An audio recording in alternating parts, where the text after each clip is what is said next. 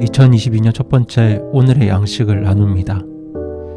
성도 여러분, 올 한 해 새해 복 많이 받으시고 또 하나님의 은혜와 평강이 우리 모든 성도분들의 가정에 충만하기를 소망하고 기도하겠습니다. 오늘 함께 나눌 말씀은 레위기 3장 1절 말씀입니다. 만일 그의 봉헌물이 화평 헌물의 희생물이며 그가 그것을 솥대에서 드리려거든 수컷이나 암컷이나 흠없는 것으로 주 앞에 드릴지니 아멘. 오늘부터는 레위기 3장 화평 헌물에 대해서 하나님 말씀을 나누려고 합니다. 전통적으로 학자들은 이 화평 헌물의 원어명이 평화, 샬롬이라는 단어에서 비롯되었기 때문에 이를 화평 헌물이라고 번역했습니다.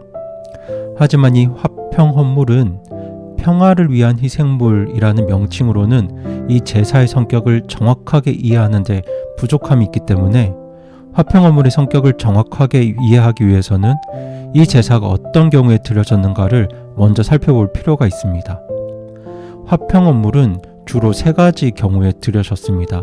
첫 번째는 감사제로, 두 번째는 자원제로, 세 번째는 서원제로 그렇게 드려졌습니다. 먼저 감사제는 하나님께 감사를 드릴 만한 특별한 일을 경험했을 때 드리는 제사입니다. 우리 집에 우환이 있었는데 그 문제가 해결이 되었다든지, 병이 들어 아팠는데 나았다든지 이런 특별한 일들을 경험했을 때 하나님을 향한 감사를 표현하는 제사가 바로 감사제로서 화평 헌물입니다. 그리고 다음으로 자원제는 특별하게 감사할 일들을 경험한 것은 아니지만 삶의 전반 속에서 하나님을 향한 감사를 표현하고 싶을 때 그렇게 사람들은 자원해서 드리는 제사로 화평 헌물을 하나님께 드렸습니다. 그리고 마지막으로 서원제입니다. 사무엘의 어머니 한나 같은 경우는 하나님께서 자기에게 아들을 허락하시면 그 아들을 하나님께 드리겠다고 서원했습니다. 그리고 고대 이스라엘 사람들은 이런 식으로 하나님께 서원을 많이 했습니다. 그렇게 하나님께 무언가 중요한 일들을 서원할 때 드리는 제사도 바로 화평 헌물이었습니다. 이 세 가지 모든 경우를 살펴볼 때 화평 헌물은 과거, 현재, 그리고 미래에 하나님께서 내게 베풀어 주신 혹은 베풀어 주실 은혜들에 대한 감사를 믿음으로 표현할 때 드리는 제사인 것 같습니다. 이를 통해 우리는 하나님을 향한 감사를 표현하는 것이 화평, 샬롬을 이루는 것과 깊은 연관이 있다는 사실을 깨닫게 됩니다. 그리고 그 감사를 어떻게 표현해야 하나님으로부터 나온 진짜 화평을 이룰 수 있는지 그 방법과 원리도 화평 업무를 통해서 발견할 수 있습니다. 사실 하나님을 알지 못하는 세상도 화평을 이루려고 하죠. 그런데 세상은 그 세상의 힘으로 화평을 이루려고 합니다. 중국 최초의 통일 제국을 이루었던 진시 황제도 전쟁을 없애고 평화를 이루기 위해서 강력한 힘을 추구했습니다. 세상의 화평을 이루는 것은 누구도 덤벼들 수 없는 강력한 힘이라고 믿었죠. 그래서 오늘날에도 많은 정치인들이 이 강력한 힘과 권력을 평화를 지키는 데 있어서 가장 중요한 조건이라고 말합니다. 아마도 예수님께서 다시 오시기 전까지 사탄이 공중의 권세 잡은 이 세상 속에서는 그러한 힘의 원리가 세상의 평화를 유지하는 데 있어서 최선 혹은 차악의 방법이 될 것 같습니다. 하지만 하나님께서 주시는 진짜 화평은 힘과 권력으로부터 오는 것이 아니라 감사에서부터 시작됩니다. 하나님으로부터 받은 은혜에 감사할 줄 알고 또 그 감사를 하나님의 방법대로 표현할 때 우리는 이 세상에서 진짜 화평을, 샬롬을 누릴 수 있게 되는 것이죠. 이를 위해서 앞으로 화평 헌물의 특징을 살펴보려고 합니다. 화평 헌물도 번제와 마찬가지로 자기 형편에 따라 적절한 희생물을 드렸습니다. 그리고 제사를 드리는 방법도 번제와 비슷합니다. 하지만 번제와 차이점은 있었죠. 번제는 희생물을 죽여 모두 태워서 하나님께 드려야 했지만 화평 헌물은 일부만 제단에서 태우고 나머지는 제사장과 예배자가 함께 남은 헌물들을 먹었습니다. 제사를 드리고 남은 부분에서 짐승의 가슴 부위와 뒷다리 부위는 제사장의 몫이 되었고 나머지 남은 부위는 예배를 드리러 온 예배자와 또 그 근처에 있는 주변 이웃들이 함께 나누어 먹었습니다. 우리나라 제사 문화 중에도 음복이라는 문화가 있습니다.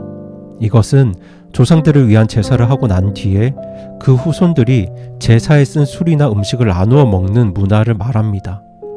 그런 것처럼 이 화평 헌물도 예배자가 하나님께 드린 헌물을 다른 사람들과 나누어 먹는 제사였습니다. 화평 헌물에 대해 말씀하고 있는 이 레위기 3장의 순서를 쭉 따라가 보면 1절에서 5절은 소로 드리는 제사에 대해서, 그리고 6절에서 11절은 양으로 드리는 제사에 대해서, 그리고 12절에서 17절까지는 염소로 드리는 제사에 대해서 말씀합니다. 그런데 화평 헌물에서 새는 등장하지 않습니다. 화평 헌물이 다른 제사와 구별되는 차이점이 바로 나눠 먹는 것인데, 이 새는 나눠 먹을 것이 별로 없기 때문입니다. 여기서도 우리는 화평 헌물의 성격을 발견할 수 있습니다. 저는 앞으로 성도분들과 이 화평 헌물에 대해서 말씀을 나눌 때 하나님께서 우리에게 원하시는 화평, 샬롬이 무엇인지, 그리고 또 그 화평을 우리 삶 속에서 어떻게 이룰 수 있는지에 대해서 우리 성도분들과 나누길 원합니다. 특별히 요즘 많은 그리스도인들은 화평하면 하나님과 예배자 사이의 관계에만 집중하는 경향이 있습니다.